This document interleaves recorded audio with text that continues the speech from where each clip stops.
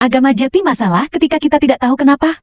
Problematikanya adalah agama di Indonesia itu tidak pernah dimulai diajari dengan why, tapi dengan what and how.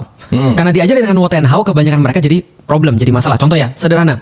Kenapa kita bilang misalnya ada orang beragama dia semakin misalnya sulit untuk diajak untuk rasional, untuk diajak untuk ngobrol secara logika. Karena dari awal dia melihat agama itu tidak rasional. Dia nggak mulai dengan why, dia mulai dengan what and how. Contoh ya, kita berbicara tentang takdir misalnya. Berapa banyak lu ketemu orang Muslim, lu kemudian bilang, kalau sudah takdir pasti jadi punya kita. Kalau belum takdir itu nggak jadi punya kita. Itu kalau dimaknai bagus, Rey, itu keren banget. Kenapa? Karena membuat orang kalau dia dapat sesuatu, ini bukan saya, ini Allah. Nah balik lagi, yang orang yang bisa bertanya why, betul. itu orang yang punya taraf berpikir. Benar. Makanya Islam disuruh dari awal mikir. Oke. Guru-guru menaikkan taraf berpikir. Termasuk Ray menjadi guru karena menaikkan taraf berpikir orang. Nggak harus jadi ustadz kan? Menaikkan taraf berpikir itu sudah menjadi salah satu tugas yang paling berat di dalam Islam. Karena tadi, itu berat banget. Kalau nggak berat nggak akan jadi tugasnya para nabi kan itu kan ya.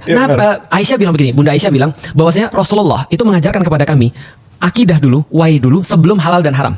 Karena kalau halal dan haram dikasih tahu kepada kami sebelum akidah, maka kami akan tolak semua itu. Karena kami nggak punya reason untuk kemudian kenapa kita harus berbuat seperti ini. Mungkin karena aku punya point of view dari orang-orang yang bukan Muslim, yang dulunya benci sama Islam, nggak suka sama Islam. Lu sempat benci? Bukan benci lagi, aku benci banget orang Islam tuh munafik. Serius? Iya, orang Islam ya. Mereka ngomong aja, agama Islam itu adalah agama yang nyuruh baca. Mereka nggak pernah baca. Orang Islam itu adalah orang yang jujur. Lah mereka banyak bohongnya.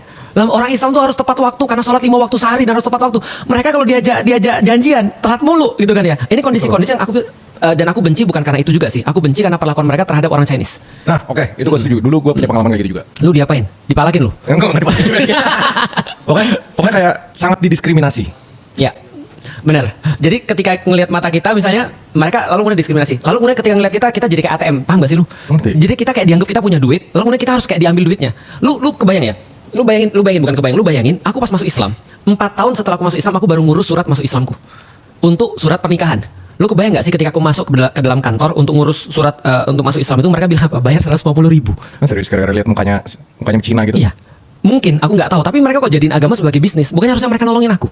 Ketika aku belajar agama, bukannya harusnya mu'alaf itu dapat justru bantuan kan itu kan ya. Bukannya harusnya mereka senang ada orang lain dari luar agama Islam terus masuk Islam. Terus mereka judging, jangan-jangan lu masuk Islam karena lu pengen nikah ya. Aku bilang emang ini harusnya yang diucapkan oleh orang Muslim. Paham gak sih maksudnya kenapa aku benci sama orang-orang Muslim itu kan ya. Nah aku kirain Islam adalah agama kayak gitu. Setelah aku mempelajari, nah itu keberuntunganku sebagai orang yang di luar Islam, punya point of view dari luar Islam. Akhirnya ketika aku masuk Islam, aku jadi ngerti bagian mana yang harus diperbaiki. Balik lagi ya kalau kayak tadi ya, pertanyaannya, Indonesia sebenarnya banyak gak sih orang-orang yang mereka cuma Islam tapi nggak praktis Islam? Ya banyak teman gue yang anggap sholat 5 waktu tapi masih berbuat buruk. Betul. Masih banyak lah kayak nggak benar lah hidupnya gitu. Artinya inilah yang aku lihat sebagai kesempatan untuk dakwah kan itu kan ya. Karena tidak semua orang tuh born menjadi orang-orang yang baik.